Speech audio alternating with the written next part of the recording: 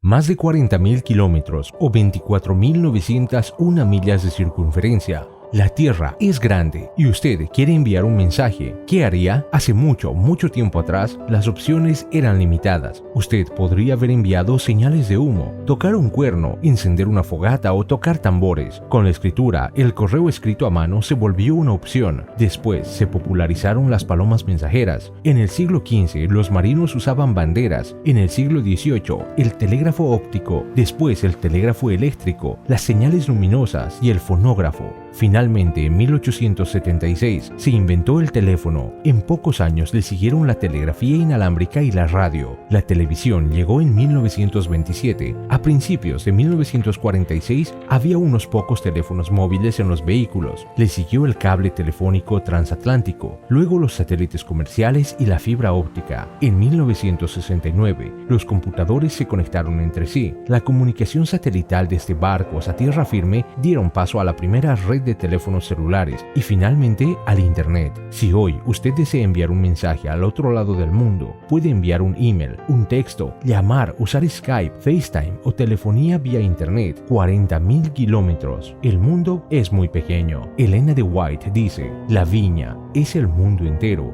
y hay que trabajar en todas partes. La gloria de la verdad de Dios debe resplandecer en toda la tierra. La luz debe iluminar a todo lugar y a toda persona. Nuestra preocupación por las regiones apartadas jamás puede deponerse hasta que toda la tierra sea alumbrada con la gloria del Señor. ¿Estuvo la iglesia a la altura de ese desafío? Ajustense los cinturones para una lección de historia a alta velocidad. Para la iglesia adventista, la primera mitad del siglo XX estuvo llena de primera. La primera iglesia en Bangladesh, iglesia en Indonesia, misioneros en Malasia, campaña en carpas en Palestina, iglesia en Bahamas, iglesia en Ecuador, reunión evangelística en Jordania, iglesia indígena en Egipto, misión en la isla Guadalupe, conversos en Puerto Rico, escuela en Hawái, conversos en Irán, escuela de entrenamiento en India, los adventistas llegan a Sicilia, iglesia en República Dominicana, academia en Filipinas, escuela misionera en Finlandia, pastor ordenando en Brasil, instituto pedagógico de China, reuniones públicas en Camboya, iglesia en Colombia, converso, bautismos e iglesia en Irak, misión en Burundi, clínica en Malasia, llegada de misioneros a Liberia, misión entre los indios de Guatemala, iglesia en la isla Martinica, iglesia en Camerún, evangelismo en Guam y Micronesia, bautismos en las Islas Madeira, evangelismo radial en Argentina y Cuba, misionero a Cabo Verde, sanatorio en Corea, escuela de postsecundaria en el Líbano, evangelismo puerta a puerta en Guayana Francesa, campamento de verano en Puerto Rico, escuela en Etiopía, iglesia en Taipei, Taiwán, televisación de fe para hoy. Ya en el siglo XX, la iglesia estaba operando misiones extranjeras como señales de humo y palomas mensajeras, pero después,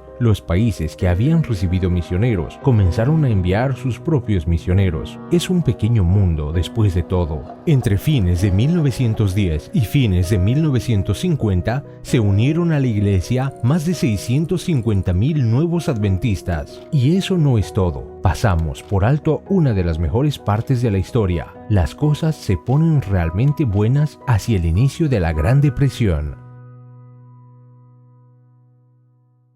La telefonía inalámbrica, también conocida como radio, la historia de esta innovación parece una telenovela. Tomás Alva Edison y Nikola Tesla eran inventores rivales. Los radios de hoy todavía dependen de la bobina de Tesla, pero mientras Tesla se preparaba para revelar un transmisor inalámbrico que llevaría una señal a 50 millas, su taller se quemó completamente. Edison era conocido por usar sicarios e incluso a la mafia, pero la causa fue, de seguro, un problema eléctrico. Con el trabajo de Tesla hecho cenizas, literalmente, Guillermo Marconi arremetió e hizo gestiones para enviar la primera señal transatlántica. Posteriormente su patente fue anulada porque su diseño se basaba en el trabajo de Tesla. Luego se anuló el fallo a favor de Marconi cuando Andrew Carnegie y, adivinaron, Thomas Edison presionaron con fuerte marketing y mucho dinero. Muchísimo después, en 1943, la patente de Marconi fue nuevamente revertida y entregada póstumamente a Tesla.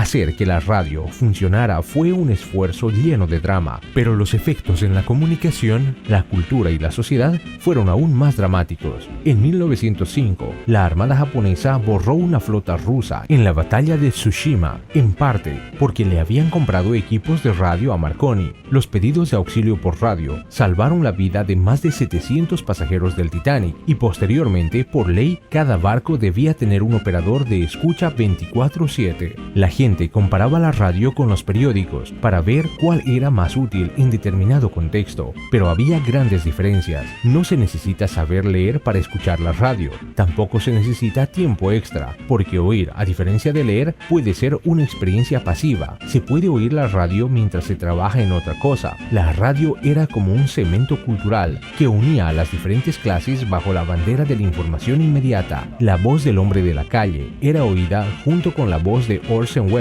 en La Guerra de los Mundos y junto con las charlas informales del presidente Roosevelt. Ningún presidente había hablado antes al pueblo americano en vivo y en directo. Repentinamente, los políticos debieron convertirse en grandes oradores. La propaganda llegaba fácilmente a las masas. Hay otra figura notable ligada a los orígenes de la radio. El mismo año en que se quemó el taller de Tesla, nació Harold Marshall Sylvester Richards, cuando Marconi mandó la primera señal transatlántica. Harold tenía 7 años. Cuando se emitió su primer sermón en vivo, HMS Richards y la radio tenían casi la misma edad. En 1929, el ministerio de HMS Richards se estableció en Los Ángeles, California. Después de anunciar una de sus cruzadas evangelísticas masivas en la radio, la emisora le ofreció un espacio diario para un programa de adoración familiar. Richards estaba convencido, el evangelismo debe usar la radio, pero en la Asociación General no pensaron lo mismo. La radio es tan nueva, nunca se ha hecho antes, y además es un arma del diablo. Después de todo, el alcohol y los cigarrillos se anuncian por la radio. El arma del diablo,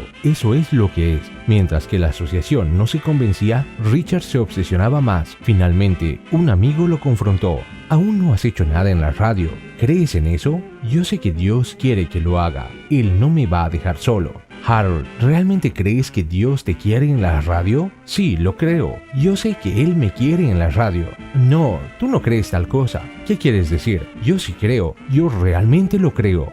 Bueno, si Dios te quiere en la radio y tú crees que es ahí donde Él te quiere, ¿por qué no estás en la radio? El peso de su propio temor e incredulidad le cayeron a Richards como una tonelada de ladrillos. La siguiente noche, cuando se paró en la puerta a tomar la ofrenda, le dijo a la congregación que el bolsillo izquierdo de su chaqueta sería el bolsillo de la radio. Si creían en el potencial del pastor, podían colaborar. En medio de la Gran Depresión, la congregación local de HMS Richards donó $220. Eran más de $3,000 del 2015. Daban efectivo, joyas de oro e incluso dientes. Cada noche el dinero para el programa llenaba el bolsillo de la radio. En tanto, la mayoría de los predicadores radiales solo predicaba. Richards trabajaba como un productor y un músico para crear un programa profesional llamado El Tabernáculo del Aire. El programa semanal se convirtió en programa diario. Llovían las cartas con preguntas, pedidos de oración y dinero. La programación creció. Estrella Solitaria,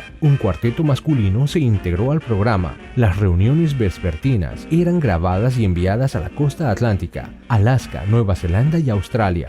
Durante 7 años no tuvo el apoyo de la asociación. Finalmente, en 1937, la Unión decidió unirse al naciente ministerio y convenció a HMS Richards de que se fuera a la radio a tiempo completo. Desde entonces, la voz de la profecía, hoy la voz de la esperanza, se transmitió 2 veces por semana de costa a costa por 89 diferentes radioemisoras. Luego de un concurso, Estrella Solitaria cambió su nombre a Los Heraldos del Rey. Richard se convirtió en una reconocida autoridad radial. La Asociación de Oregón envió a Julius Tucker a aprender todo lo que pudiera de HMS Richards. Finalmente, Tucker aprendió lo suficiente para crear su propio programa, La Hora Quieta. Hoy, gracias a HMS Richards, la voz de la esperanza se puede escuchar en casi 36 idiomas. Las lecciones bíblicas están disponibles en más de 70 idiomas. La Radio Mundial Adventista transmite en 80 idiomas y se estima que llega a 2/3 de la población mundial. Adoptar nuevas tecnologías